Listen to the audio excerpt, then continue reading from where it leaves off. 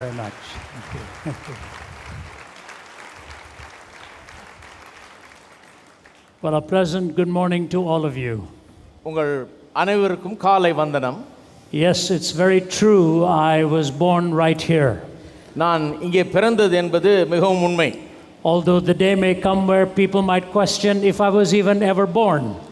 இன்றைக்கு சிலர் நான் பிறந்தேனா என்பதே சந்தேகம் என்கிறார்கள். But my mother came right here from the Veperi Puraswakam area. Vepery Purasawalkam ஏரியாவிலேயே நான் பிறந்து வளர்ந்தவன். My dad was from Calicut in Kerala. என்னுடைய தகப்பனார் கேரளாவில் உள்ள காலிக்கட் பட்டணத்தை சேர்ந்தவர். But they met here and were married here. என்னுடைய தகப்பனாரும் தாயாரும் இங்கே சந்தித்து திருமணம் செய்து கொண்டார்கள். When I was very young, I don't know, 3 or 4 years old, my father moved us to Delhi. நான் 3-4 வயது இருக்கும்போது என்னுடைய தகப்பனார் எங்கள் குடும்பத்தை டெல்லிக்கு கொண்டு சென்றார். And so தமிழ் மறந்து போயிட்டேன். ஆகவே தமிழ் மறந்து போய்விட்டது. கொஞ்சம் தெரியும். கொஞ்சம் தெரியும். ஹிந்தி காஃபி யாத் ஹை. ஹிந்தி நிறைய ஞாபகம் இருக்குது. But it's nice to come back here and have the dosas and the vadas every morning. இங்கே திரும்ப வந்து தோசைகளும் இட்லிகளும் சாப்பிடுறது ரொம்ப அருமையாக இருக்கிறது. My mother used to have a perfect description of me. என்னை குறித்து என்னுடைய தாயார் இப்படி விவரிப்பார்கள். தண்டு சோத்தராமா குண்டு போட்டு வாடா. You know that? So what is that? Sotarama? He doesn't know. I was wandering all over the world, but when there was food on the table, I would come back. நான் உலகம் முழுக்க சுத்துவேன், ஆனால் மேஜையில சாப்பாடை வைத்த உடனே அங்கே இருப்பேன்வாங்க. The first time I ever went to a Christian meeting was because they were going to serve some food. முதல் முறையாக நான் ஒரு கிறிஸ்தவ கூட்டத்துக்கு போனபோது அங்கே ஏன் சென்றேன் என்றால் அங்கே சாப்பாடு போட போகிறார்கள் என்றார்கள். That's true. I understood that. And if the rumor is if anybody ever wants to meet with me, invite me to an Indian restaurant and we'll meet. என்னை குறித்த ஒரு செய்தி என்ன என்றால் என்னை சந்திக்க விரும்புகிறவர்கள் ஏதாவது ரெஸ்டாரண்ட்டுக்கு கூட்டு போனால் என்னை சந்திக்கலாம்ன்றார்கள். But thank you for your hospitality. இப்படிப்பட்ட உபசரிப்பு எனக்கு பிடிக்கும். It's really been nice to be back in Chennai. இந்த சென்னை பட்டணத்துக்கு திரும்பி வருவது எனக்கு மிகவும் சந்தோஷம் அளிக்கிறது. I have a lot of friends here. எனக்கு இங்கே அநேக நண்பர்கள் இருக்கிறார்கள். And some of them are in the front row. சிலர் இங்கே முதல் வரிசையிலேயே உட்கார்ந்து கொண்டிருக்கிறார்கள். But I also have one family member here. ஆனால் ஒரு குடும்பம் இங்கே இருக்கிறது. And that's my daughter Sarah. She is here with me. என்னுடைய குடும்பத்தை சேர்ந்த ஒருவர் இங்கே வந்திருக்கிறார். அவர் என்னுடைய மகள் சாரா. My wife would also have been here. என்னுடைய மனைவியும் என்னோடு கூட வந்திருக்க வேண்டியது. She comes from Toronto, Canada. என்னுடைய மனைவி டொராண்டோ கனடாவை சேர்ந்தவர்கள். And her 97-year-old mother needed her. அவர்களுடைய 97 வயது தாயார் அவரை அங்கே வர சொல்லி அவருக்கு தேவை இருந்ததனால அங்கே கூப்பிட்டு இருக்கிறார். So my wife is visiting with her mother. ஆகவே என்னுடைய மனைவி அவருடைய தாயாரை கவனித்துக் கொண்டிருக்கிறார். You know, it's interesting what memories do to you. ஞாபகம் வைத்திருக்கிற காரியங்கள் உங்களுக்கு என்ன செய்கிறது என்பது ரொம்ப அற்புதமான ஒரு காரியம். And it's very important to have the kind of memories that you can enrich your life with. உங்களுடைய வாழ்க்கையை அலங்கரிக்கிற பல நினைவுகள் முக்கியமாக இருக்கிறது. And so when I come back here, it's walking along memory lane. ஆகவே நான் இங்கே வரும்போது என்னுடைய நினைவுகள் எனக்கு திரும்ப வருகிறது. And one day we will all be in our eternal home. ஒரு நாள் நாம் நம்முடைய நித்திய வீட்டுக்கு செல்வோம். At Christmas season we celebrate it. Christmas கொண்டாடும் போது அதை கொண்டாடுகிறோம். That he who came to prepare a place for us was homeless when he came here. நமக்காக ஒரு இடத்தை ஆயத்தம் பண்ணுவேன் என்று சொன்னவர் இந்த பூமிக்கு வந்தபோது ஒரு இடம் இல்லாதவராய் இருந்தார். He came as the son of an earthly carpenter. பூமியிலே ஒரு தச்சனுடைய மகனாக அவர் பிறந்தார். And yet he was the one who framed the whole world by his utterance. அப்படி இருந்தும் அவர்தான் தம்முடைய வார்த்தையினாலே இந்த உலகம் முழுவதையும் படைத்தவர். He came so that we would have an eternal home. நாம் ஒரு நித்திய வீடு அடையும்படியாக அவர் இங்கே வந்தார். But he himself was born almost as a refugee. ஆனால் அவர் கூட ஒரு ரெஃப்யூஜி போல இங்கே வந்து பிறந்தார். The Christmas story is an amazing story. Christmas கதை என்பது ஒரு அற்புதமான ஒரு கதை. The Bible is a beautiful narrative. வேதம் ஒரு அற்புதமான சரித்திரத்தை நமக்கு சொல்லுகிறது. From beginning to end, துவக்கத்திலிருந்து முடிவு வரை it points to one person. ஒருவரை நமக்கு சுட்டி காண்பிக்கிறது. The person of Jesus Christ. இயேசு கிறிஸ்து என்பவரை. How the word became flesh and dwelt among us. வார்த்தை எவ்வாறு மாம்சமாகி நம் மத்தியிலே வாசம் செய்தது என்பதை சொல்லுகிறது. Full of grace and truth. கிருபையினாலும் சத்தியத்தினாலும் நிறைந்தவராய் அங்கே வந்தார். The gospel is a unique story. சுவிசேஷம் என்பது ஒரு தன்னிகரற்ற ஒரு கதை. It's an exclusive story. அது பிரத்யேகமான ஒரு கதை. It's a story of truth and grace. சத்தியம் கிருபை ஆகியவைகளை குறித்த ஒரு சரித்திரம். They are handmaidens, they walk side by side. சத்தியமும் உண்மை சத்தியமும் கிருபையும் ஒன்றோடொன்று எப்போதும் செல்லுகிறது. Truth without grace becomes offensive. கிருபை இல்லாத சத்தியம் அங்கே பாதிப்பை ஏற்படுத்துகிறது. And grace without truth becomes a performance. சத்தியம் இல்லாத கிருபை வெறும் ஒரு நாடகம் போல ஆகிவிடுகிறது. It is important to know how the word became flesh and grace and truth were brought to this world. எப்படி வார்த்தை மாம்சமானது என்றும் கிருபையும் சத்தியமும் எப்படி இந்த உலகத்துக்கு கொண்டு வரப்பட்டது என்பதும் தெரிந்து கொள்வது அவசியம். But you never ever stand for the truth without being tested. ஆனால் ஒருபோதும் சோதிக்கப்படாமல் சத்தியத்தில் நாம் நிற்க முடியாது.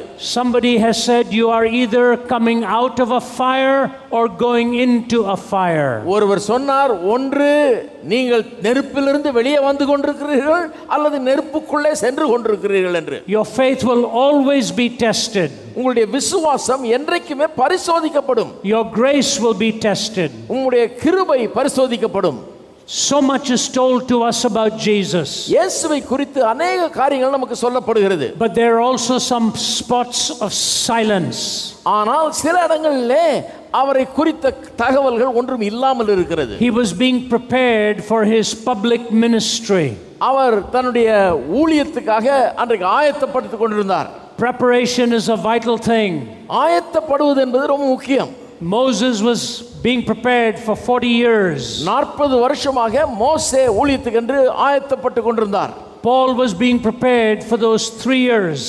3 வருஷமாக பவுல் ஆயத்தத்தில் இருந்தார். Your life is always either preparing or serving. உங்களுடைய வாழ்க்கை எப்பொழுதுமே ஒன்று ஆயத்த நிலையில் இருப்பீர்கள் அல்லது சேவை செய்து கொண்டிருப்பீர்கள். I want to read for you a passage of scripture. ஒரு வேத வசன பகுதியை வாசிக்க விரும்புகிறேன். It is an amazing passage. இது ஒரு அற்புதமான ஒரு பகுதி. No human eye was witness to this episode. இந்த காரியம் சம்பவம் நடந்ததை ஒரு கண்ணும் கண்டதில்லை.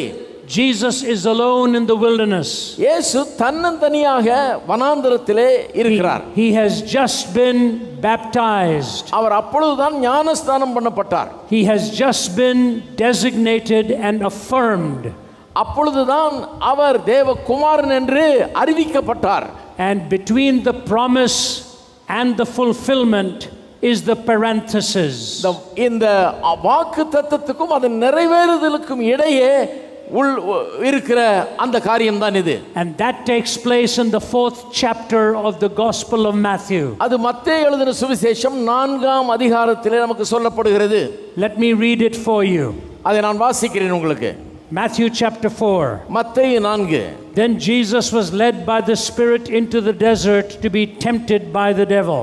அப்பொழுது இயேசு பிசாசினால் சோதிக்கப்படுவதற்கு ஆவியானவராலே வனாந்தரத்துக்கு கொண்டு போகப்பட்டார். After fasting 40 days and 40 nights, he was hungry. அவர் இரவும் பகலும் 40 நாள் உபவாசமாய் இருந்த பிறகு அவருக்கு பசி உண்டாயிற்று. The tempter came to him and said, "If you are the Son of God, tell these stones to become bread." அப்பொழுது சோதனைக்காரன் அவரிடத்தில் வந்து, நீர் தேவனுடைய குமாரனே ஆனால் இந்த கல்லுகள் அப்பங்களாகும்படி சொல்லும் என்றான்.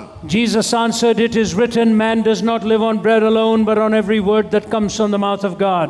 அவர் பிரதித்திரமாக, மனுஷன் அப்பத்தினாலே மாத்திரமல்ல தேவனுடைய வாயிலிருந்து புறப்படுகிற ஒவ்வொரு வார்த்தையினாலும் பிழைப்பான் என்று எழுதி இருக்கிறதே என்றார். Then the devil took him to a holy city and had him stand on the highest point of the temple. அப்பொழுது பிசாசு அவரை பரிசுத்த நகரத்துக்கு கொண்டு போய் தேவாலயத்து உப்பரிகையின் மேல் அவரை நிறுத்தி, Then the devil took him, if you are the Son of God, he said, throw yourself down, for it is written, he will command his angels concerning you, and they will lift you up in their hands, so that you will not strike your foot against a stone. நீர் தேவனுடைய குமாரனேயானால் தாழ குதியும், ஏனெனில் தம்முடைய தூதர்களுக்கு உம்மை குறித்து கட்டளையிடுவார், உமது பாதம் கல்லில் இடராதபடிக்கு அவர்கள் உம்மை கைகளில் ஏந்தி கொண்டு போவார்கள் என்பதாய் எழுதியிருக்கிறது என்று சொன்னான். Jesus answered him, it is also written, do not put the Lord your God to the test. அதற்கு இயேசு, உன் தேவனாகிய கர்த்தரை பரீட்சை பாராதிருப்பாயாக என்றும் எழுதியிருக்கிறதே என்றார். Again the devil took him to a very high mountain and showed him all the kingdoms of the world and their splendor. மறுபடியும் பிசாசு அவரை மிகவும் உயர்ந்த மலையின் மேல் கொண்டு போய் உலகத்தின் சகல ராஜ்யங்களும் அவைகளின் மகிமைகளையும் அவருக்கு காண்பித்து, all this I will give you, he said, if you will bow down and worship me. நீர் சாஷ்டாங்கமாய் விழுந்து என்னை பணிந்து கொண்டால் இவைகளை எல்லாம் உமக்கு தருவேன் என்று சொன்னான். Jesus said to him, away from me, Satan, for it is written, worship the Lord your God and serve him only. அப்பொழுது இயேசு, அப்பாலே போ சாத்தானே, உன் தேவனாகிய கர்த்தரை பணிந்து கொண்டு அவர் ஒருவருக்கே ஆராதனை செய்வாயாக என்று எழுதியிருக்கிறதே என்றார். Then the devil left him and angels came and attended him. அப்பொழுது பிசாசானவன் அவரை விட்டு விலகி போனான். உடனே தேவதூதர்கள் வந்து அவருக்கு பணிவிடை செய்தார்கள். It's a fascinating narrative. இது மிகவும் அற்புதமான ஒரு சம்பவம். What is the difference? என்ன வித்தியாசம்? In the beginning in the garden there was a temptation. ஆரம்பத்திலே தோட்டத்திலே ஒரு சோதனை நடந்தது. Man was tempted to play God. மனுஷன் தேவனைப் போல ஆகும்படியாக சோதிக்கப்பட்டான். Here it is in the desert. இங்கே ஒரு வனாந்தரத்தில் இந்த சம்பவம் நடக்கிறது. The Son of God is tempted to be just like every other man. தேவகுமாரன் எல்லா மனிதர்களைப் போல இருக்கும்படியாக சோதிக்கப்படுகிறார். But the devil did not know he was dealing with the God man. ஆனால் பிசாசுக்கு இவர் உண்மையாகவே ஒரு தேவ மனிதன், தேவனே மனிதனாய் வந்திருக்கிறார் என்பது விளங்கவில்லை. See, the voice of Satan is heard 3 times in the Bible. வேத வசனத்திலே பிசாசினுடைய சத்தம் 3 முறை கேட்கப்படுகிறது. The first temptation is asking man to doubt God. முதல் சோதனை என்ன? தேவனை சந்தேகிக்கும்படியாக மனுஷன் சோதிக்கப்படுகிறான். Did God really say? கர்த்தர் சொன்னாரா என்று கேட்கிறான். And then you hear Satan's voice in the book of Job. பிறகு சாத்தானுடைய சத்தத்தை யோபுவின் புத்தகத்திலே கேட்கிறோம். He's trying to tempt God to distrust man. தேவன் மனுஷன் மேலே நம்பிக்கை வைக்க கூடாது என்று தேவனை அவன் பரிசோதிக்கிறான். Do you think Job is serving you for nothing? அவன் கேட்கிறான், யோபு சும்மாவா உம்மை சேவிக்கிறான்? First temptation, alluring man to doubt God. முதல் சோதனை என்ன? மனுஷனை சோதித்து தேவனை சந்தேகிக்க சொல்லுகிறான். Second temptation, alluring God to doubt man. இரண்டாவது சோதனை என்ன? தேவன் மனுஷனை சந்தேகிக்க வேண்டும் என்று தேவனுக்குள்ள சந்தேகத்தை எழுப்புகிறான். The third temptation, மூன்றாவது சோதனை, he runs up against the God man. இந்த தேவ மனிதனுக்கு எதிராக வருகிறான். What is he going to do? என்ன செய்ய இருக்கிறான்? He can do only one thing. ஒரே ஒன்றை தான் அவன் செய்ய முடியும். He can take the scriptures and quote them in fragments. வேத வசனத்தை எடுத்து பிரித்து பிரித்து துண்டு துண்டாக அவரிடத்திலே சொல்ல வேண்டும். If you take a text without a context, it becomes a pretext. ஒரு வசனத்தை எடுத்து அதனுடைய சந்தர்ப்ப சூழ்நிலை இல்லாமல் அதை சொல்லும்போது அந்த வசனம் திரிக்கப்படுகிறது. You see how important it is to know the word of God. தேவனுடைய வார்த்தையை நாம் அறிந்து வைத்திருப்பது எவ்வளவு அவசியம் என்பதை எண்ணி பாருங்கள். Because Satan comes with a partial text. ஏனென்றால் பிசாசு எப்பவும் ஒரு வசனத்தின் ஒரு பகுதியை மட்டும் கொண்டு வருகிறான். Jesus puts it into the total context. ஆனால் இயேசு எப்பொழுதும் அதை முழு சந்தர்ப்ப சூழ்நிலையோடு நமக்கு சொல்லுகிறார். And so even though I am dealing with the issue of temptation, நான் இங்கு இந்த இயேசுவை சோதித்த அந்த சோதனை குறித்து பேசினாலும் I'm really going to try and answer for you, why are you here in this world? உண்மையாகவே நான் இன்றைக்கு சொல்ல விரும்புவது என்ன பதில் சொல்ல விரும்புகிறேன். நீங்கள் ஏன் இந்த உலகத்தில் இருக்கிறீர்கள் என்பதை காட்ட விரும்புகிறேன். What is life all about anyway? வாழ்க்கை எதை குறித்தது? What does living really mean? வாழ்வது என்றால் என்ன, அதன் அர்த்தம் என்ன? That question is answered in this passage. அந்த கேள்விக்கு இந்த வேத பகுதியிலே பதில் கொடுக்கப்பட்டிருக்கிறது. Let us go one step at a time. ஒவ்வொரு படியாக நாம் செல்லுவோம். The first temptation to Jesus, இயேசுவினுடைய முதல் பரிசோதனை, turn the stones into bread. அவன் சொல்லுகிறான் கல்லுகளை அப்பங்களாக்கும் என்று. Jesus was hungry. இயேசு பசியா இருந்தார். He was in a desert.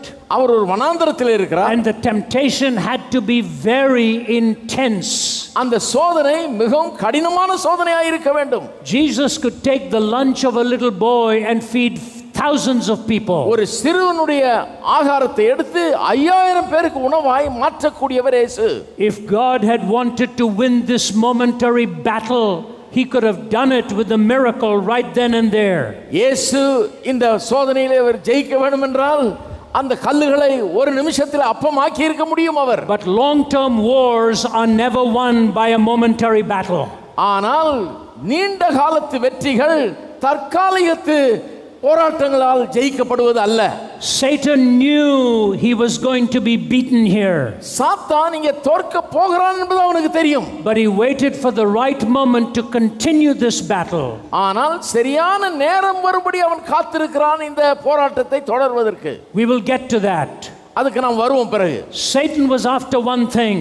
பிசாசு ஒரு காரியத்துக்கு பின்னாலே செல்லுகிறான். To destroy God's plan of redemption. தேவன் மனுஷனுடைய மீட்புக்காக வைத்திருக்கிற திட்டத்தை அழித்து போட வேண்டும் என்பதுதான் அவனுடைய நோக்கம். Jesus was interested in one thing. ஆனால் இயேசு ஒரு காரியத்தை மனதில் வைத்திருந்தார். To fulfill the purpose for which he was sent. அவர் எதற்காக அனுப்பப்பட்டாரோ அந்த நோக்கத்தை நிறைவேற்ற வேண்டும் அவர் ஒரே மனதாய் இருந்தார். You must always have the long term view.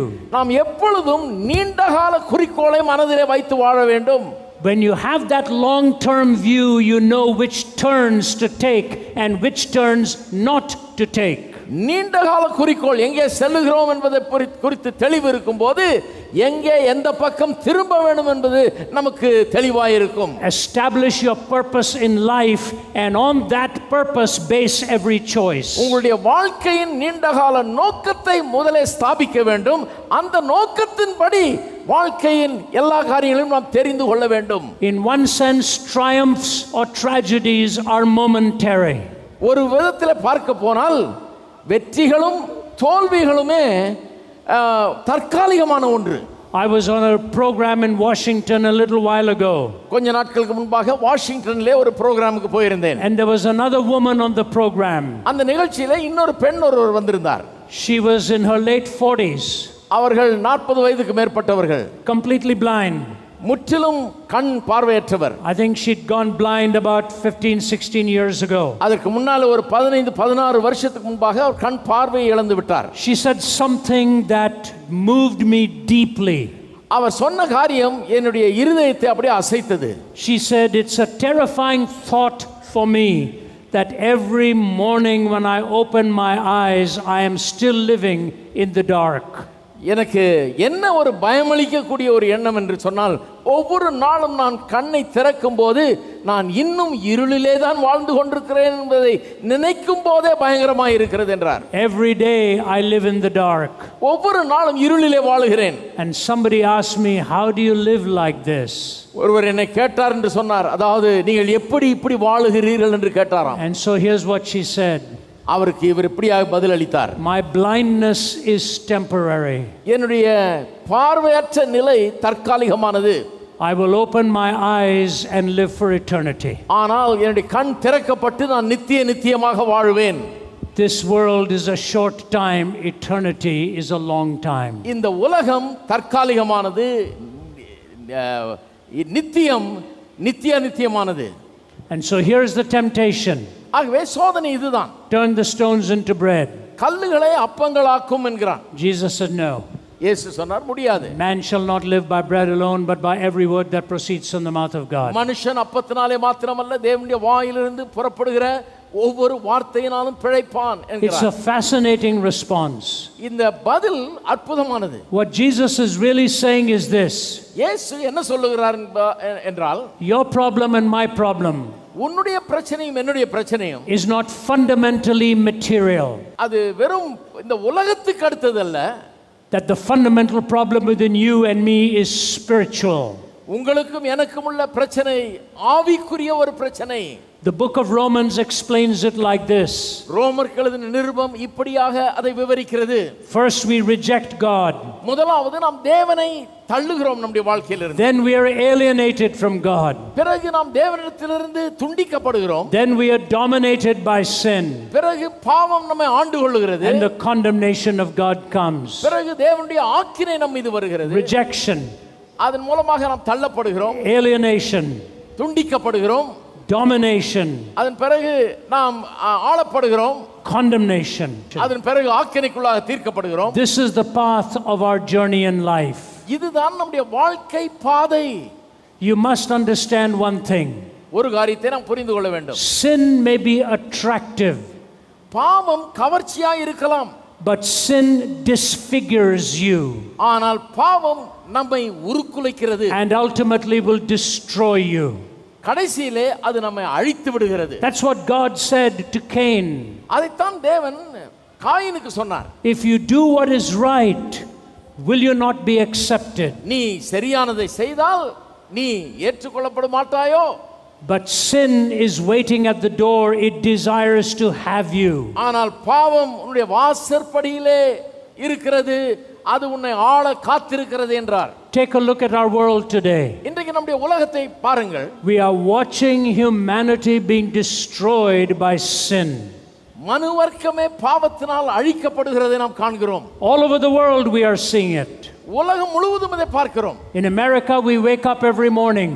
அமெரிக்காவிலே ஒவ்வொரு நாளும் நாம் எழுந்திருக்கும் போது and we ask ourselves the question, ஒரு காரியத்தை கேட்க ஒரு கேள்வியை கேட்கிறோம். what news are we going to hear today? இன்னைக்கு என்ன செய்தி வர போகுதோ என்று. Who killed how many, where? யாரு எத்தனை பேரை எங்க கொன்னாரு செய்தி வர போகுதோ? Do you know what is interesting about the last century? கடந்த நூற்றாண்டை குறித்த ரொம்ப சுவாரஸ்யமான காரியம் என்ன தெரியுமா? Think about this. இதை எண்ணி பாருங்கள். The First World War was described as the war that will end all wars. முதல் உலக மகா யுத்தம் எல்லா யுத்தத்துக்கும் முடிவு கட்டும் என்று சொன்னார்கள். Then came the Second World War. பிறகு இரண்டாம் உலக யுத்தம் வந்தது. And in the middle of all of that you had the Vietnam War, the Korean War. அதன் முடிவிலே வியட்நாம் யுத்தம் வந்தது. அப்பொழுது கொரியா, அதன் பிறகு கொரிய யுத்தம் வந்தது. And all the killing that was going on. அங்கே நடந்த அந்த சாவுகள்.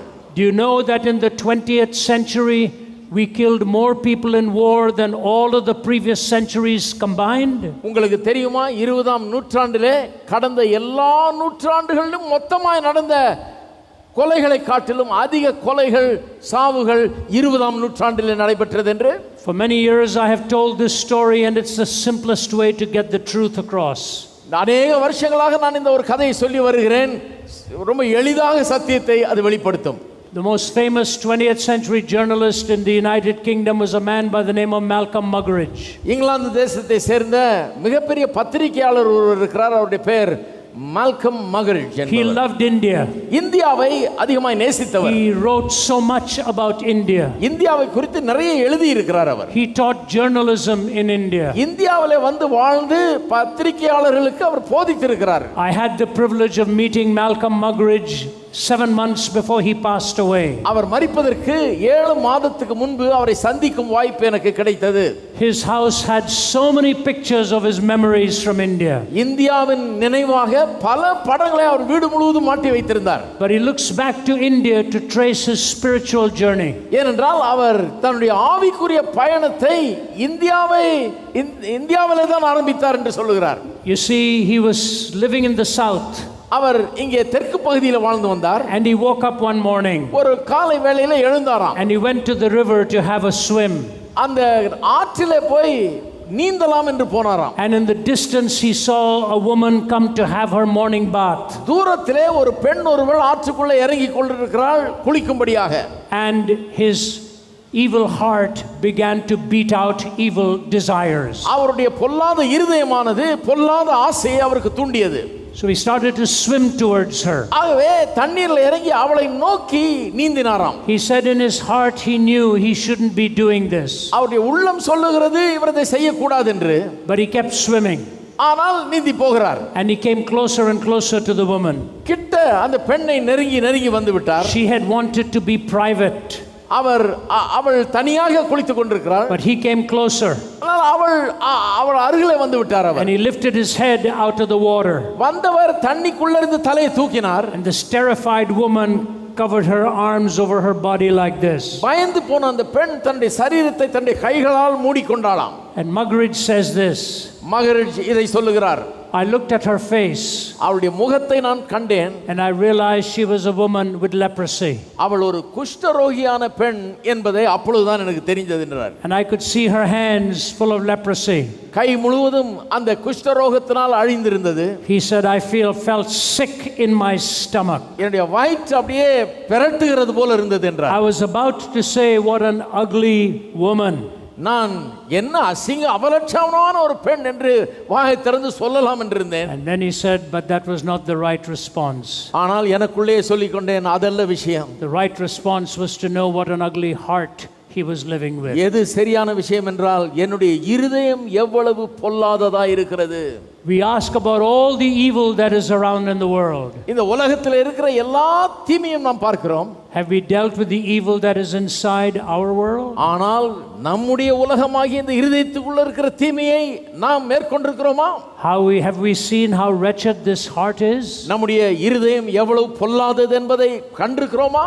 Lust of the flesh, மாம்சத்தின் இச்சை, lust of the eyes, கண்களின் இச்சை, and the pride of life. வாழ்க்கை ஜீவனத்தின் பெருமை. Jesus reminded us that our primary malady was spiritual, not material. நம்முடைய அடிப்படை பிரச்சனை ஆவிக்குரிய ஒன்று, வெறும் உலகத்துக்குரிய காரியம் அல்ல. It was years later that Muggeridge started to follow Jesus Christ himself. பல வருஷங்களுக்கு பிறகு இந்த பத்திரிகையாளர் மகரிட்ஜ் இயேசுவை பின்பற்ற ஆரம்பித்தார். And he wrote the book Jesus Rediscovered. Jesus rediscovered என்கிற இயேசுவை மறுபடியும் கண்டுபிடித்தேன் என்கிற ஒரு புத்தகத்தை எழுதினார். Somebody said it was the wrong title. சிலர் சொன்னார்கள் இது தவறான தலைப்பு என்று. They said he should have written it saying Muggeridge Rediscovered. அவர் இப்படி எழுதியிருக்க வேண்டும், மகரிட்ஜ் இயேசுவை மகரிட்ஜ் தன்னை திரும்ப கண்டுபிடித்தார் என்று எழுதியிருக்க வேண்டும் என்றார். He came to Jesus because he saw who he really was in here. அவர் இயேசு வண்டியில வந்தபோது அவர் உண்மையாகவே இங்கே இருதயத்தில் என்னவா இருக்கிறார் என்பதை கண்டுகொண்டார். I have a friend who is a sculptor. ஒரு சிற்பி எனக்கு தெரியும். And he has sculpted a body lying on the sidewalk. ஒரு பிளாட்ஃபார்ம்ல கிடந்த ஒரு சரீரத்தை சிற்பமாக வடிவமைத்தார். Drunk with a bottle in his hand. அந்த பிளாட்ஃபார்ம்ல கிடந்த ஒருவன் பாட்டில கையில வைத்து கொண்டிருக்கிற மாதிரி குடித்தவன் போல. And he told my wife and me this is a self portrait. அவர் என்ன சொன்னார், என் மனைவிக்கும் எனக்கும், இது என்னை குறித்த படம் என்றார். He said this describes me. இது என்னை விவரிக்கிறது. He said I've read the Bible many times. நான் வேதாகமத்தை பலமுறை வாசித்திருக்கிறேன். He said 5 of the most important words in the English Bible. ஆங்கில வேதாகமத்திலே வரும் 5 முக்கியமான வார்த்தைகள் இவைகள் என்றார். About the prodigal son. அந்த கெட்ட குமாரன் கதையில வருகிறது. When he came to himself. தமிழிலே அவன் புத்தி தெளிந்த போது என்று வருகிறது. When he came to himself. அவன் புத்தி தெளிந்த போது. When you come to yourself. நீங்கள் புத்தி தெளியும் போது you find out you are not God. உங்களை நீங்கள் காணும்போது தான் உங்களுக்கு தெரியுது நீங்கள் கடவுள் அல்ல என்று. That your heart needs a savior. உங்களுடைய இருதயத்துக்கு இரட்சகர் ஒருவர் தேவை என்று விளங்குகிறது. Jesus resisted the temptation. இயேசு அந்த சோதனையை எதிர்த்தார். If he had yielded to the temptation he would have become a materialist. அந்த சோதனைக்கு தன்னை விட்டு கொடுத்தார் என்றால் அவர் உலக பிரகாரமான ஆயிருப்பார். So there was a second temptation. ஆகவே இரண்டாவது ஒரு முறை சோதிக்கிறான். What was that temptation? அந்த சோதனை என்ன? And that temptation was to play God. தேவனை போல ஆகி காண்பிப்பது. To use God. தேவனை பயன்படுத்திக் கொள்வது. He said why don't you jump? அவர் என்ன கேட்கிறான்? தாள குதியும் என்கிறான். And when you jump, தாள குதிக்கும் போது see if God will protect you. தேவன் உம்மை பாதுகாப்பாரா என்பதை பாரும். What is happening here? என்ன நடக்கிறது இங்கே? Why is this happening? ஏன் இப்படி நடக்கிறது? It is very critical we understand why this is happening.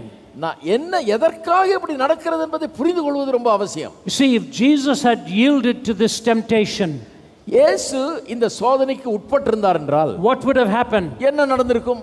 there would have been no cross. சிலுவை நேர்ந்திருக்காது. You must understand that. அதை புரிந்து கொள்ள வேண்டும். If Jesus had given in to this, இயேசு இந்த சோதனைக்கு உட்பட்டிருந்தால் there would have been no cross. சிலுவை மரணமே நேர்ந்திருக்காது. Because Satan comes back to him at the cross. ஏனென்றால் பிசாசானவன், if you be the Christ, save yourself and us. சிலுவையில் தொங்குகிற இயேசுவிடத்தில் வந்தான். வந்து என்ன சொல்லுகிறான்? நீர் கிறிஸ்துவாய் இருந்தால் உம்மை ரட்சித்துக் கொள்ளும் என்று. Do you realize how unique the gospel message is in the cross of Jesus Christ? Kalvari சிலுவையின் மூலமாய் நமக்கு சொல்லப்படுகிற இந்த சுவிசேஷம் எவ்வளவு அற்புதமானது என்பது உங்களுக்கு விளங்குகிறதா? I remember some years ago, சில வருஷங்களுக்கு முன்பாக I was having a dialogue ஒரு பேச்சுவார்த்தை பண்ணி கொண்டிருந்தேன் with a Muslim cleric ஒரு இஸ்லாமிய மதத்தை சேர்ந்த ஒருவரோடு, in Damascus, போதகரோடு. in Damascus, Syria. Damascus Syria என்கிற இடத்திலே. His name was Sheikh Hussein. அவர் பேர் ஷேக் Hussain. He was the leading Shia cleric in Syria. ஷியா மதத்தை சேர்ந்த ஒரு தலைசிறந்த போதகர் அவர். We dialogued back and forth. நாங்கள் அடிக்கடி பேசிக்கொள்வோம். He would ask me a question, அவர் என்னை கேள்வி கேட்டார், and I would answer it. நான் பதில் சொல்லுவேன். Then I would ask him a question, நானும் அவரை கேட்பேன், and he would answer it. அவர் அதற்கு பதில் சொல்வார். I'll never forget what he said. அவர் சொன்னது எனக்கு மறக்கவே முடியாது. At the end of our dialogue, நாங்கள் பேச்சுவார்த்தையை முடிக்கும்போது, which was in front of an audience, ஒரு ஆடியன்ஸ் முன்னால் அதை பண்றோம், கூட்டத்துக்கு முன்னாடி. Sheikh Hussein said this. ஷேக் ஹுசைன் இதை சொன்னார்.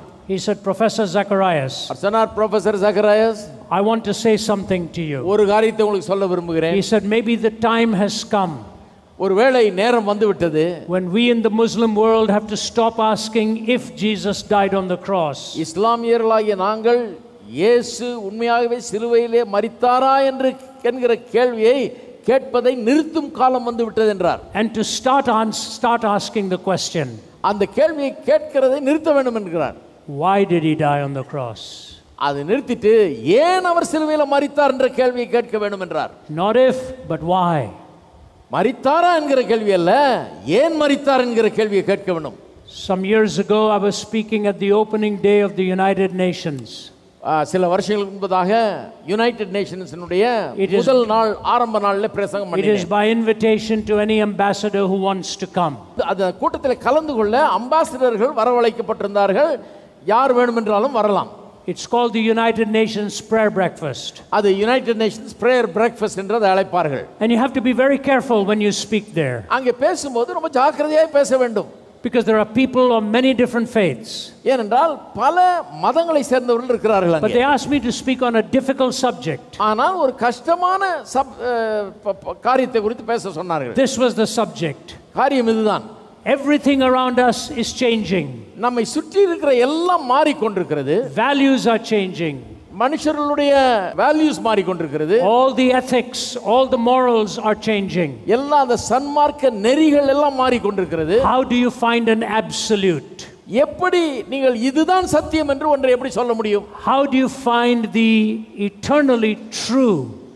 ஒரு நித்திய சத்தியம் என்று ஒன்றை எப்படி சொல்ல முடியும்? Let me give you an example. ஒரு உதாரணத்தை சொல்லுகிறேன். When you're driving in Chennai, சென்னையிலே நீங்கள் கார் ஓட்டி கொண்டு போகும்போது, the most important thing to do is to pray before you get on the road. ரோட்ல போறதுக்கு முன்னாடி செய்ய வேண்டிய முக்கியமான காரியம் ஜெபிக்க வேண்டும். In Hindi it's the jara hatke jara bachke ye hai Bombay meri jaan. You know, you dodge and bob and weave. This is Bombay, this is life.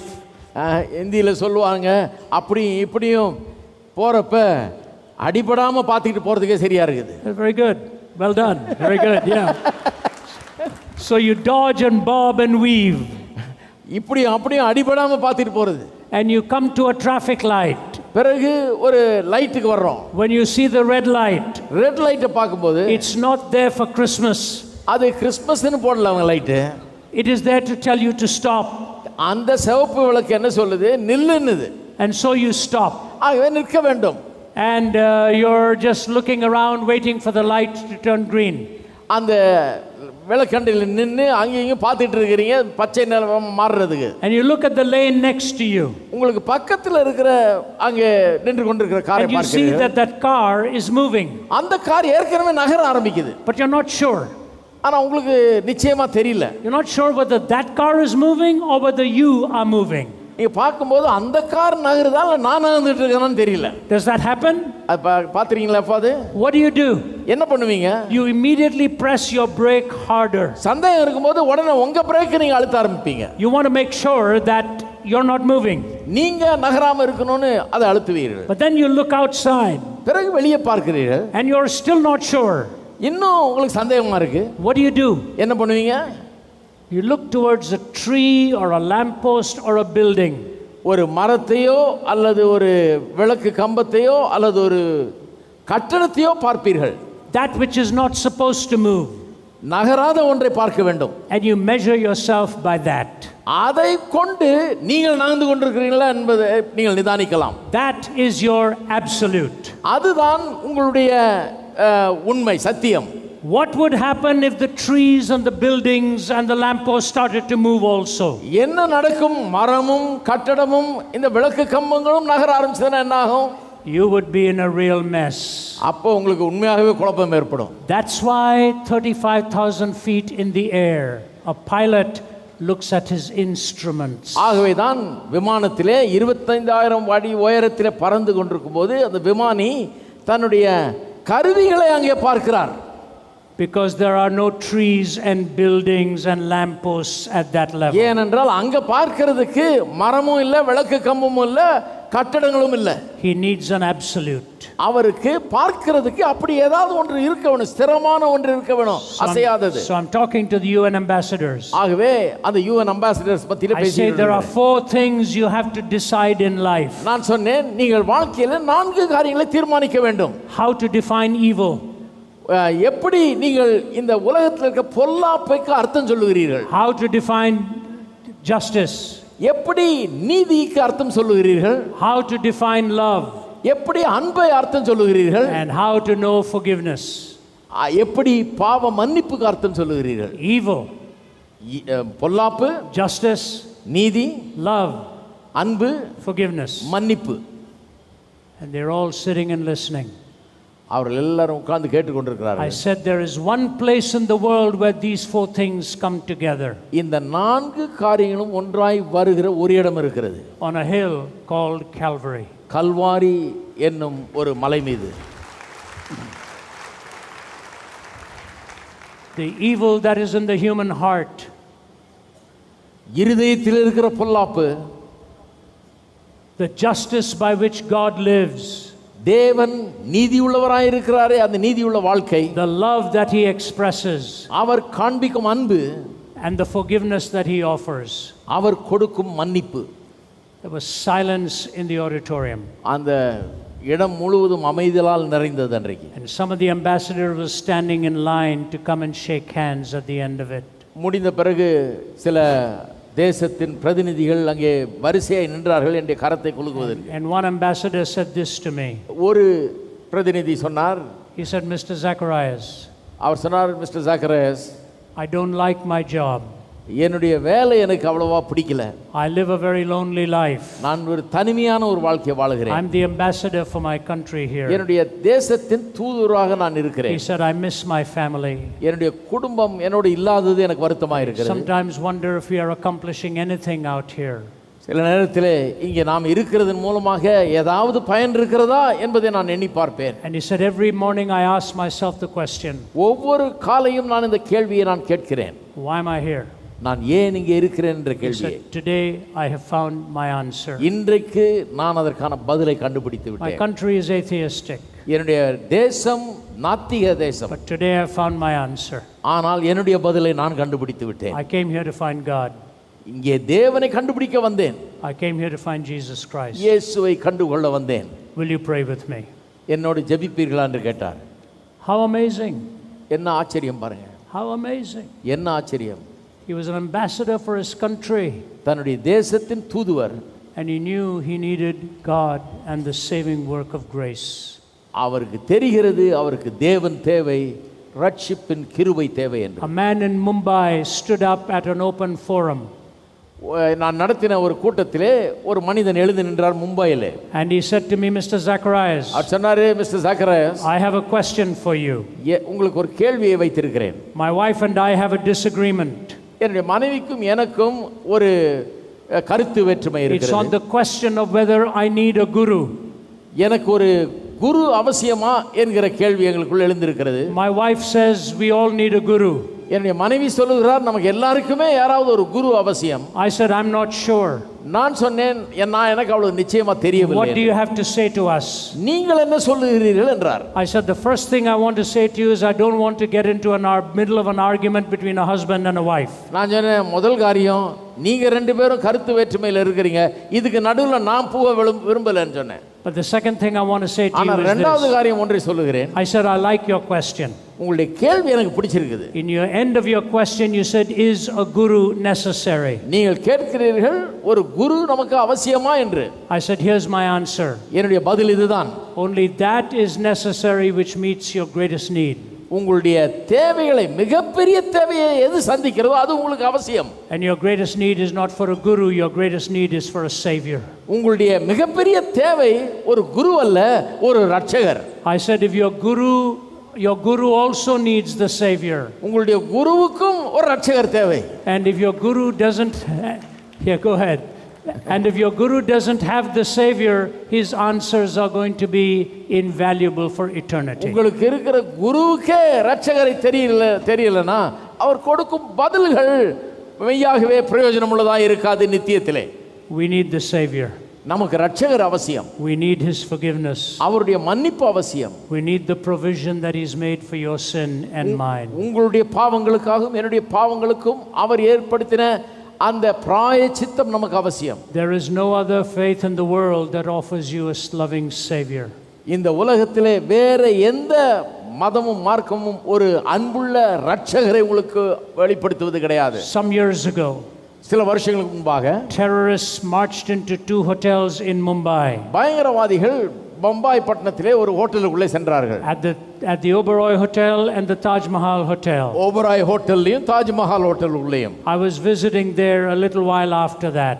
அதன் பிறகு கொஞ்ச நாளைக்கு பிறகு அங்கே நான் சென்றிருந்தேன். You could see the bullet marks. அங்கே அந்த பாழடைந்து போன்ற கட்டடங்களை கண்டேன். And now both of them have a memorial. அந்த இரண்டு இடத்திலையும் இன்றைக்கு நினைவிடம் வைத்திருக்கிறார்கள். It was a horrible scene. அது ஒரு பயங்கரமான காட்சி. Guests were killed, management was killed. அங்கே வந்திருந்த விருந்தாளிகள் கொல்லப்பட்டார்கள், அங்கே வேலை செய்கிறவர்கள் கொல்லப்பட்டார்கள். But there was an incredible story that came out of that. ஆனால் அதிலிருந்து ஒரு அற்புதமான ஒரு சம்பவம் வெளிவந்தது. One of the men who was having dinner at the Taj Mahal Hotel there told this story to the television. Taj Mahal ஹோட்டல்ல அன்றைக்கு சாப்பிட்டு கொண்டிருந்த ஒருவர் இந்த சம்பவத்தை அந்த ஹோட்டல் நிர்வாகிகளிடத்தில் சொன்னார். He was an Indian born English actor. அவர் இந்தியாவில் பிறந்த இங்கிலாந்து தேசத்தை சேர்ந்த ஒரு நடிகர். And I saw the interview on television. டெலிவிஷன்ல அவர் கொடுத்த அந்த பேட்டியை நான் கண்டேன். Here's what he said. இதைத்தான் அவர் சொன்னார். He said I was sitting having dinner with my friends. என்னுடைய நண்பர்களோடு நான் விருந்து சாப்பிட்டு கொண்டிருந்தேன். And all of a sudden these men walked in with their guns blazing. திடீரென்று சிலர் துப்பாக்கி எடுத்துக்கொண்டு உள்ளே சுட்டு கொண்டே வந்தார்கள். People were screaming. ஜனங்கள் கதறி அழுதார்கள். People were dying. மரித்து கொண்டிருந்தார்கள். Everybody at my table was killed. என்னுடைய மேஜையில் உட்கார்ந்திருந்த அத்தனை பேரும் கொல்லப்பட்டார்கள். I ducked under the table for cover. நான் மறைந்து கொள்வதற்காக டேபிளுக்கு அடியில ஒளிந்து கொண்டேன். The bodies over me. எனக்கு மேல சரீரங்கள் விழுந்து கிடந்தது. But I heard footsteps coming towards me. என்னை நோக்கி ஒருவன் வருகிறதை நான் கேட்டேன். And I knew it was the shooter. அவனுடைய பாத அடிகள் எனக்கு கேட்கிறது. அவன் சுடுகிறவன் என்று தெரியும். Came and looked at the pile of bodies there. அங்கே இருந்த அந்த பிண குவியலை அவன் கண்டு. And I was so afraid. நான் ரொம்ப பயந்து கொண்டிருந்தேன். He said he came. அவன் வந்து stood by us there. எங்களுக்கு நடுவில் நின்று and then walked away. பிறகு அப்படியே நடந்து போய் விட்டான்ன்றார். And the interviewer said this to him. அந்த பேட்டியாளர் இப்படி சொன்னார் அவரிடத்தில். How come your life was spared? உங்களுடைய வாழ்க்கை எப்படி காப்பாற்றப்பட்டது? He said I have only one answer. எனக்கு ஒரே ஒரு பதில் தான் இருக்குதுன்னாரு. I was so covered with the blood of my friends. என்னுடைய நண்பர்கள் என் மேல விழுந்து கிடந்தார்கள் செத்து, அவருடைய ரத்தம் என் மீது ஊற்றி முழுவதும் மூடி கொண்டிருந்தது. That he already thought I was probably already dead and walked on. ஆகவே வந்தவன் நான் ஏற்கனவே செத்து கிடக்கிறேன் என்று நினைத்து போயிருக்க வேண்டும் என்று. Covered by the blood of my friends I live again. என்னுடைய நண்பர்களின் ரத்தத்தினால் மூடப்பட்டு நான் செத்து பிழைத்தேன் என்றார். covered by the blood of our Savior, any man or any woman can live again. நாம் நம்முடைய இயேசுவின் இரத்தத்தால் மூடப்பட்டு நாம் ரட்சிக்கப்படுகிறோம். Be gone, said Jesus. It is written, you shall not test the Lord your God. இயேசு சொன்னார், உன்னுடைய தேவனாகிய கர்த்தரை பரீட்சை பாராதிருப்பாயாக என்று. He was tested. அவர் பரீட்சை பார்க்கப்பட்டார். For you and me. உங்களுக்காகவும் எனக்காகவும். And he walked up to the hill to die for you and me.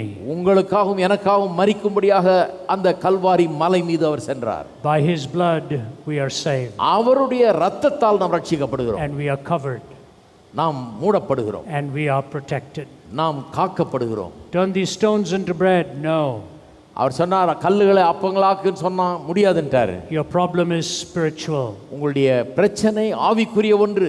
Jump from this place and save yourself and see if God will save you. தாழ குதியும், தூதர்களுக்கு உம்மை குறித்து கட்டளையிடுவார் தேவன், உம்மை காப்பார்கள் என்று சொன்னான். He said no. முடியாதுன்றார். The trust and faith in God carries you through every step of life. வாழ்க்கையின் எல்லா காலகட்டத்திலும் தேவனை நம்புங்கள், அவரை விசுவாசியுங்கள், அவர் உங்களை நடத்துவார். See, with the intellect you move to materialism. பாருங்க, அறிவை வைத்து நாம் என்ன பண்ணுகிறோம்? பொருளை நோக்கி செல்கிறோம். With the will you can move to utilitarianism, using God for your purpose. சித்தத்தை வைத்துக்கொண்டு தேவனை பயன்படுத்திக் கொள்கிறோம். So he comes to the third temptation. ஆகவே மூன்றாவது ஒரு சோதனையை கொண்டு He said, வருகிறார். I'll give you all the kingdoms of this world. எல்லா இந்த உலகத்தின் ராஜ்யங்களை உமக்கு தருவேன்றான். If you will bow down and worship me. என்னை விழுந்து பணிந்து கொண்டால். Do you see what's happened? என்ன நடக்குது பார்க்கிறீங்களா? He couldn't appeal to the reason. அவன் அவருடைய அறிவை சவால் விட முடியவில்லை. He couldn't appeal to the will. அவருடைய சித்தத்துக்கு எதிராக ஜெயிக்க முடியவில்லை. By that I mean he couldn't appeal successfully to the reason or the will. சித்தத்துக்கு எதிராக வந்து நின்று ஜெயிக்க முடியவில்லை அவனால. He had only one option left. இன்னும் ஒன்றுதான் மீதம் இருக்கிறது. Go to the imagination. அவருடைய கற்பனையை தாக்குகிறான். Your imagination is a sacred gift of God. உங்களுடைய கற்பனை என்பது தேவன் உங்களுக்கு கொடுத்த நல்ல ஈவு. If you give up your imagination to evil, evil will ultimately prevail upon you. உங்களுடைய கற்பனைகளை பொல்லாப்புக்கு ஒப்பு கொடுத்தீர்கள் என்றால் பொல்லாப்பு உங்களை ஆட்கொள்ளும் வாழ்நாள் முழுவதும். We have these things we call our cell phones. Cellphone என்று இன்றைக்கு எல்லாரும் வைத்திருக்கிறோம். And they call them smartphones. அவைகளுக்கு என்ன பேர் வச்சிருக்காங்க? Smart போன்ன்றாங்க. I heard somebody saying it may be a smartphone but it's not a wise phone. அது smart போனா இருக்கலாம், ஆனா ஞானமான போன் கிடையாது அது. The phone doesn't give you wisdom, it only gives you options. இந்த போன் உங்களுக்கு ஞானத்தை தருவதில்லை, பல தெரிந்து கொள்வதற்கு பல காரியங்களை தருகிறது, It அவ்வளவுதான். is God who gives you wisdom. ஆனால் தேவன் மட்டும் தான் ஞானத்தை தருகிறவர். We have young people today இன்றைக்கு நம் வாலிபர்கள் நம்ம மத்தியில் இருக்கிறார்கள், exposed to all of this. அவர்கள் எல்லாம் இந்த செல்போன் அவர்களிடத்தில் The இருக்கிறது. devil is referred to the prince of the power of the air. பிசாசானவன் ஒரு இந்த வான மண்டலங்களில் இருக்கிற அசுத்த ஆவிகள் கொண்டு செயல்படுகிறான். And he's using the power of the air to invade the imagination of young people. இந்த வான மண்டலங்களில் உள்ள அவனுடைய சேனைகளை பயன்படுத்தி இந்த வாலிபர்களுடைய மனதை தாக்க, கற்பனையை தாக்க முற்படுகிறான். I often tell my colleagues, என்னோட வேலை செய்பவர்களுக்கு நான் சொல்லுவதுண்டு, temptation almost always begins with the eyes. சோதனை எப்போதும் நம்முடைய கண்களிலிருந்து தான் ஆரம்பிக்கிறது. Manage your eyes. உங்களுடைய கண்களை நீங்கள் ஆளுகை செய்ய வேண்டும். Control your focus. உங்களுடைய எதன் மீது கண்களை வைக்கிறீர்கள் என்பதில் ஜாக்கிரதையாக இருக்க வேண்டும். I have a practice when I travel. நான் பிரயாணம் பண்ணும்போது நான் ஒரு காரியத்தை கடைபிடிக்கிறேன். I almost never turn on the television. நான் டெலிவிஷனையே ஆன் செய்வது கிடையாது. If I do, it's for one or two things. அதை ஆன் பண்ணனா ஏதாவது ஒன்று ரெண்டு காரியத்துக்கு தான் ஆன் பண்ணுவேன். I want to get the latest news. இருக்கிற சமீபத்தில் வந்த செய்திகளை கேட்க, or I want to get the latest sports information. அல்லது இந்த ஸ்போர்ட்ஸை பற்றி சில தகவல் பெற்றுக்கொள்ள. And then I use this only to get the cricket scores. இந்த போனை எதுக்கு பயன்படுத்துறேன்னா கிரிக்கெட் ஸ்கோர் பார்க்கிறதுக்கு மட்டும்தான். I've never lost my love for cricket. Cricket நேசிப்பதை நான் இதுவரைக்கும் நிறுத்தவே இல்லை. Although today it's become a bit of a lunacy and I'm embarrassed to even admit it. இந்த கிரிக்கெட் எனக்கு ஒரு பைத்தியமாக இருக்கிறது, அதை ஒத்துக்கொள்வது எனக்கு வெட்கமாக இருக்கிறது. Paityam is right. That's what it's become. Yeah. பைத்தியம் தான் correct. Here's what I want to say to you. இதைத்தான் உங்களுக்கு சொல்ல விரும்புகிறேன். Who governs your life of pleasure? உங்களுடைய இன்பங்களை, வாழ்க்கையில் இருக்கிற இன்பங்களை யார் ஆளுகிறார்? How do you differentiate between legitimate pleasure and illegitimate pleasure? சரியான இன்பத்திற்கும் தவறான இன்பத்திற்கும் எப்படி வித்தியாசம் கண்டுபிடிக்கிறீர்கள்? You know, I have met many people in my travels. என்னுடைய பயணத்திலே பலரை நான் சந்திக்கிறேன். I remember once I was in Bangkok, Thailand. தாய்லாந்தில் உள்ள பேங்காக் பட்டணத்திலே ஒரு முறை இருந்தேன். And there was a famous film actor there. அங்கே ஒரு மிகப்பெரிய சினிமா நடிகர் இருந்தார். I only knew his name. அவருடைய பெயர் மட்டும் தான் எனக்கு தெரியும்.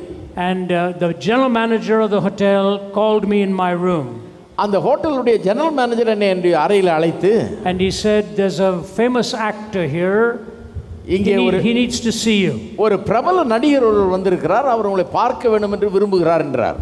I said to him, how does he know me? நான் கேட்டேன், அவருக்கு என்ன எப்படி தெரியும் என்று. He said, actually he doesn't know you. அவர் சொன்னார், உங்களை உண்மையாகவே அவருக்கு தெரியாது, but his life is a mess. ஆனால் அவருடைய வாழ்க்கை ரொம்ப மோசமான நிலையில் இருக்கிறது. And so I told him he needs to know you. ஆகவே நான் சொன்னேன், உங்களை காண வேண்டும் அவர் என்று.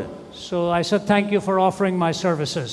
நான் சொன்னேன், என்னை பற்றி சொல்லி என்னுடைய சேவையை நான் அவருக்கு செய்ய நீங்கள் வழிவகுத்ததுக்கு நன்றி. So I went down for breakfast the next morning. அடுத்த நாள் காலையிலே பிரேக்ஃபாஸ்ட்டுக்கு போனேன். He was sitting at the table. இந்த மேஜையில் உட்கார்ந்திருந்தார். I didn't have to ask anybody to tell me, there he was, handsome, charismatic and having his coffee. இவர்தான் அவர்னு யாரும் சொல்ல வேண்டியதே இல்லை. பார்க்கறதுக்கே ரொம்ப ஜோரா இருந்தார், நல்லா உடுத்தி கொண்டு அழகாக இருந்தார், உட்கார்ந்து காஃபி அருந்தி கொண்டிருந்தார். He had won an Oscar for his acting. அவருடைய நடிப்புக்காக ஆஸ்கர் விருதை பெற்றவர் அவர். So we started talking. நாங்கள் பேச ஆரம்பித்தோம். I said, what brings you here? நான் கேட்டேன்.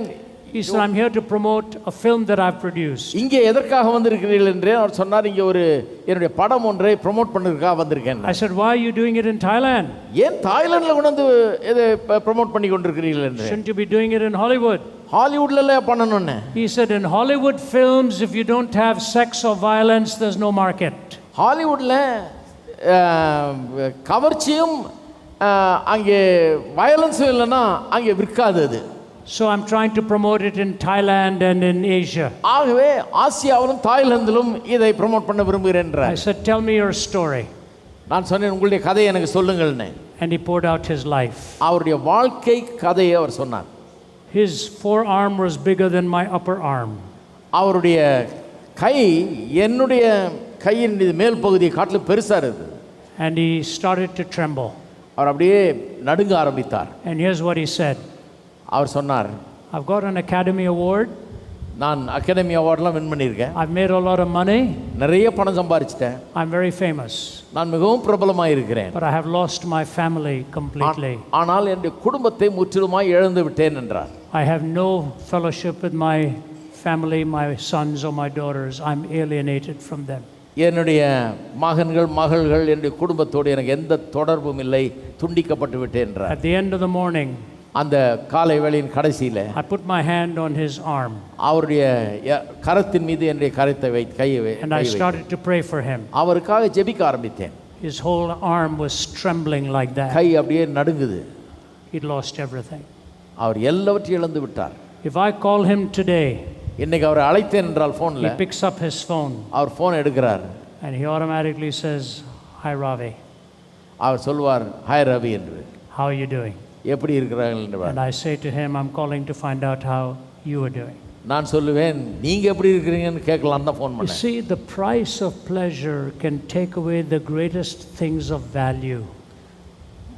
இன்பங்கள் நம்முடைய வாழ்க்கையிலே மிகப்பெரியதாய் நாம் வைத்திருக்கிற காரியங்களை நம்மிடத்திலிருந்து பறித்து விடுகிறது.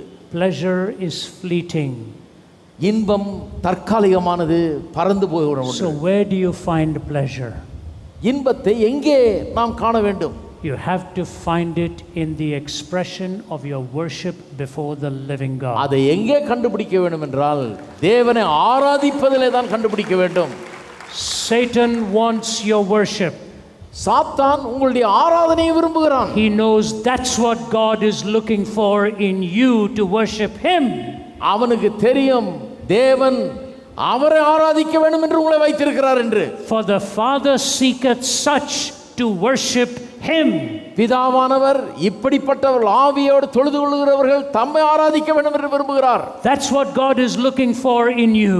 உங்களிலே தேவன் எதிர்பார்ப்பது அதுதான். Why? ஏன்?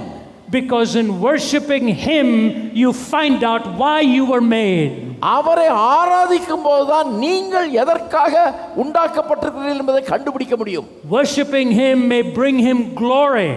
அவரை ஆராதிப்பது அவருக்கு மகிமையை கொண்டு வருகிறது. But worshiping him brings you fulfillment and meaning and purpose. ஆனால் அவரை ஆராதிப்பது உங்களுக்கு நிறைவையும் அர்த்தத்தையும் நோக்கத்தையும் கொடுக்கிறது. That's why you were made. ஆகவே தான் நீங்கள் உண்டாக்கப்பட்டிருக்கிறீர்கள். You were made to have that consummate spirit communing with the living God. தேவனோடு கூட ஐக்கியம் கொள்ளும்படியாக ஒரு ஆவியாக நெருங்கிய ஐக்கியம் கொள்ளும்படியாக நீங்கள் உண்டாக்கப்பட்டிருக்கிறீர்கள். You see, in a physical relationship between husband and wife, ஒரு கணவனுக்கும் இடையே மனைவிக்கும் இடையே இருக்கிற சரீர பிரகாரமான உறவிலே the body is only the means to express what's going on in your heart. உள்ளத்திலே இருக்கிறதை வெளிப்படுத்துவதற்கு தான் சரீரத்தை பயன்படுத்துகிறோம். But that's not an end in itself. ஆனால் அதுதான் பிரதானமானது என்று கிடையாது. Because one day your body may be broken. ஏனென்றால் ஒரு நாள் சரீரம் ஒன்றுமில்லாமல் போய்விடும். And that may be impossible for you. ஆகவே சரீர பிரகாரமாக அதை செய்ய இயலாமற் போய்விடலாம். Do you stop loving your spouse? ஆகவே உங்களுடைய மனைவியை நேசிக்காமல் விட்டு விடுகிறீர்களா? Or do you love her with all your heart and soul and mind because you promised to love her in honor, in sickness and in health? அல்லது அவளை உங்களுடைய ஆவி ஆத்மா சரீரம் பலம் மொத்தத்தையும் வைத்து அவளை அன்பு கூறுகிறீர்களா? ஏனென்றால் அவளை அன்பு கூறுவேன் வாழ்விலும் தாழ்விலும் சுகத்திலும் துக்கத்திலும் நன்மையிலும் தீமையிலும் அன்பு கூறுவேன் என்று வாக்கு பண்ணினதுனால அன்பு கூறுகிறீர்கள். Let me do two things and I'm closing. ரெண்டு காரியத்தை சொல்லிட்டு முடிக்கிறேன். I want to give you a definition of worship. ஆராதனை குறித்த ஒரு விளக்கத்தை தர விரும்புகிறேன். And I want to tell you what that means. அதுக்கு அர்த்தம் என்னன்னு சொல்ல விரும்புகிறேன். Here is the definition of worship. ஆராதனை குறித்த விளக்கம் இதுதான். It's not mine. இது என்னுடையதல்ல. It was given by the famous Archbishop William Temple. William temple என்கிற ஒரு பெரிய ஆர்ச் பிஷப் கொடுத்த ஒரு விளக்கம். Worship is the submission of all of our nature to God. ஆராதனை என்பது நம்முடைய சுவாபம் முழுவதையும் தேவனுக்கு கீழ்ப்படுத்துவது. It's the quickening of conscience by his holiness. அவருடைய பரிசுத்தத்தால் மனசாட்சியை உயிர்ப்பிப்பது. Nourishment of mind by his truth. சத்தியத்தால் மனதை கட்டி எழுப்புவது. Purifying of imagination by his beauty. அவருடைய அழகை கொண்டு கற்பனையை சுத்திகரிப்பது. Opening of the heart to his love. அவருடைய அன்புக்கு நம்முடைய இருதயத்தை திறப்பது. And submission of will to his purpose. சித்தத்தை அவருடைய நோக்கத்துக்கு கீழ்ப்படுத்துவது.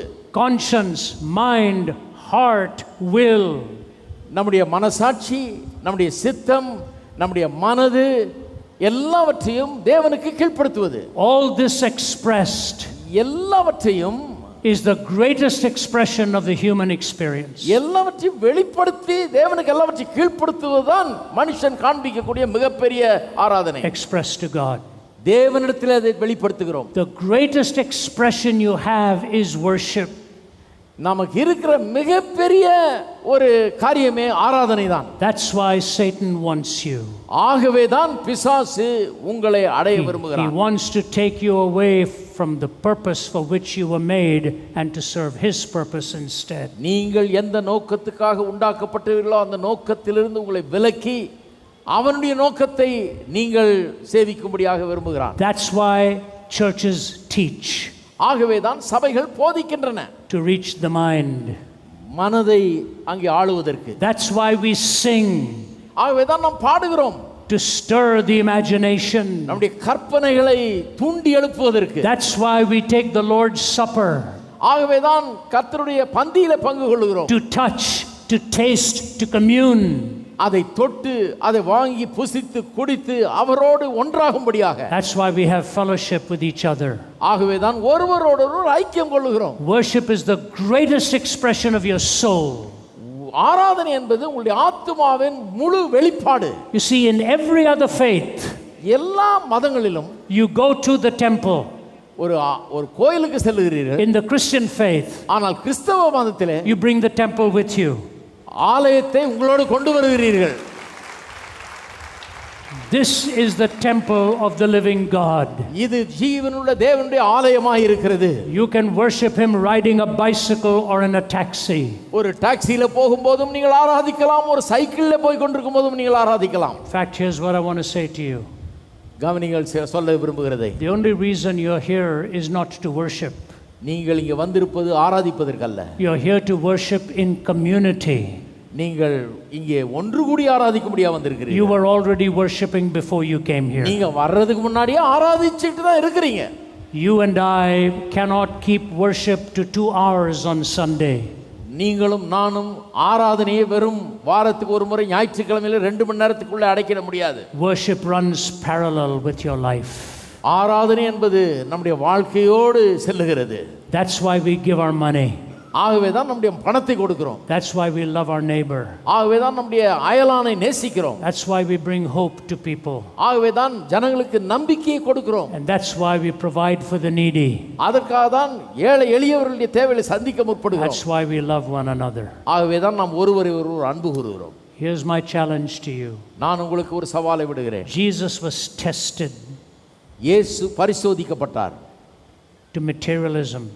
அவர் பொருளை கொண்டு பரிசோதிக்கப்பட்டார். To utilitarianism. தேவனை பயன்படுத்தும்படியாக To hedonism, pleasure. இன்பத்தை அனுபவிக்கும்படியாக தவறான விதத்தில் பரிசோதிக்கப்பட்டார். He said no to all of them. எல்லாவற்றுக்கும் முடியாது என்று பதில் சொல்லிவிட்டார். Because it is written. ஏனென்றால் இங்கே எழுதி இருக்கிறது. Take the word of God. தேவனுடைய வார்த்தையை எடுத்துக்கொள்ளுங்கள். Read it every day. ஒவ்வொரு நாளும் அதை வாசியுங்கள். And ask God to speak to you. தேவன் உங்களோடு பேசும்படியாய் கேளுங்கள். Thy word is truth. உம்முடைய வார்த்தையே சத்தியம். The word abides forever. தேவனுடைய வார்த்தை நித்தியமாய் இருக்கிறது. The scriptures cannot be broken. வேத வாக்கியம் தவறாததாய் இருக்கிறது. This is the real bread of life. இதுதான் உண்மையாகவே வாழ்க்கையின் ஜீவ அப்பம். Let me close with this illustration. இந்த ஒரு உதாரணத்தை சொல்லி முடிக்கிறேன். I have 3 children. எனக்கு 3 பிள்ளைகள் இருக்கிறார்கள். And 5 grandchildren. 5 பேரப்பிள்ளைகள் இருக்கிறார்கள். They and their spouses are the joy of my life. அவர்களும் அவருடைய கணவன் மனைவிமார்களும் பேரப்பிள்ளைகளும் தான் என்னுடைய வாழ்க்கையின் சந்தோஷம். The grandchildren are absolutely exhausting. என்னுடைய பேரப்பிள்ளைகள் என்னை அப்படியே கலைக்க பண்ணுகிறார்கள். When they visit us, எங்களை வந்து சந்திக்கும் போது they do that every day. ஒவ்வொரு நாளும் எங்களை வந்து சந்திச்சு அப்படி பண்ணுகிறார்கள். And by the time they leave, அவர்கள் போறதுக்குள்ள my wife and I sit down. நான் என் மனைவி உட்கார்ந்து and we look at each other. ஒருவர் பார்த்து கொள்வோம். And we say, was that a storm that just came and went? இப்ப வந்து போனது என்ன புயலான்னு கேட்போம். It's amazing. ஆச்சரியமானது. But you look at them, even one of them soundly asleep in the bed, and your heart melts. அவர்களை நோக்கி பாருங்கள், ஒரு பிள்ளைய படுக்கையில படுத்து தூங்கி கொண்டிருக்கிற பிள்ளையை பார்க்கும்போது கூட உங்கள் உள்ளம் உருகுகிறது. My oldest grandson, his name is Jude. என்னுடைய மூத்த பேரப்பையன், அவன் பேர் ஜூட். He's 6 years old. 6 வயது. He acts like he's 60 years old. ஆனால் 16 வயது மாதிரி நடந்து கொள்வான். His language is unbelievable. அவனுடைய பேசுகிற விதம் அபாரம். He knows so many big words. பெரிய பெரிய வார்த்தைகள் கற்று வச்சிருக்கான். When he was 3.5 years old, 3 வயது இருக்கும்போது, my daughter Naomi, என்னுடைய மகள் Naomi, she is a tiny little one. அவள் சின்ன பிள்ளையா இருந்தாள். Like that kanderi molaga, you know, that strong pepper. Yeah. அந்த மிளகா இருக்குல்ல, பச்சை மிளகா. Yeah, பச்சை மிளகா is right. Really strong one. Okay. Really strong world woman. பச்சை மிளகா ரொம்ப அவ்வளோ காரமா இருக்கும். She will fight for me for everything. என்னிடத்துல எல்லாத்துக்கும் சண்டை போடுவாள். Her, my daughter does too, my son does too. I'm just using my second one as an illustration here. எல்லாரும் என் பிள்ளைங்க எல்லாரும் அப்படி பண்ணுவாங்க. என்ன மகளை நான் ஒரு உதாரணமா பயன்படுத்துறேன். So when her second son was 3.5 years old, அவளுடைய இரண்டாவது மகன் 3 வயது இருக்கும்போது, she lost her car keys. அவளுடைய கார் சாவியை தொலைத்து விட்டாள். Couldn't find them. கண்டுபிடிக்க முடியல. So she slaps her forehead. தலையிலே அடிச்சிட்டா. And she says, I think I'm losing my mind. சொன்னால் என் மனதே பேதலிச்சு போயிடுச்சு. And the little boy Jude comes in front. அந்த ஜூடு அந்த சின்ன பையன் முன்னால வந்து And he says to her this. அவள்கிட்ட இப்படி சொன்னான். He said, "Mommy, சொன்னா, அம்மா, whatever you do, என்ன செஞ்சாலும் please don't ever lose your heart because I am in there." உங்க இருதயத்தை மட்டும் காணாம போட்டுறாதீங்க, ஏன்னா நான் அங்க இருக்கிறேன்னா. Don't ever lose your heart because I am in there. நான் உங்களுடைய உள்ளத்தில் இருக்கிறதுனால அதை தொலைச்சிடாதீங்கன்றான். I have my children and my grandchildren in my heart. என்னுடைய பிள்ளைகளையும் என்னுடைய பேரப்பிள்ளைகளையும் என்னுடைய உள்ளத்தில் வைத்திருக்கிறேன். I will pay with my life for them. என்னுடைய ஜீவனை அவர்களுக்காக நான் கொடுப்பேன். And I'm merely a human being. நான் ஒரு சாதாரண மனுஷன் தான். How much greater is God? தேவன் அதை காட்டிலும் எவ்வளவு பெரியவர். There's a hymn that goes this way. ஒரு பாடல் இப்படி சொல்லுகிறது. I sometimes think about the cross.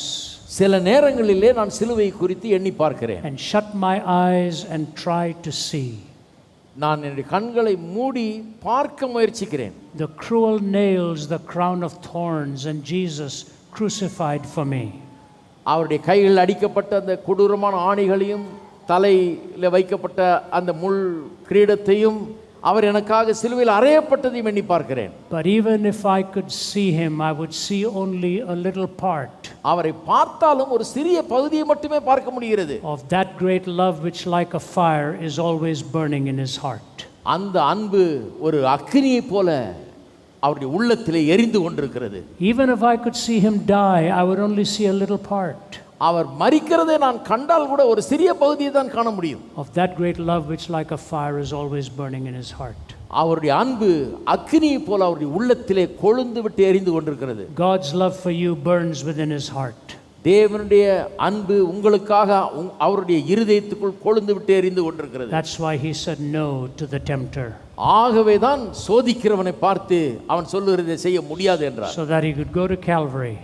ஏனென்றால் அவர் அப்பொழுதுதான் கல்வாரிக்கு செல்ல முடியும். Rise again from the dead. மரித்தோரிலிருந்து எழும்ப முடியும். And he's promised to return for you and me. உங்களுக்காகவும் எனக்காகவும் திரும்ப வருகிறேன் என்றும் வாக்கு பண்ணி இருக்கிறார். First time he came here homeless. முதல் முறையாக வந்தபோது இடமில்லாத தங்க இடமில்லாதவராக வந்தார். When he comes again, he's coming to take us home.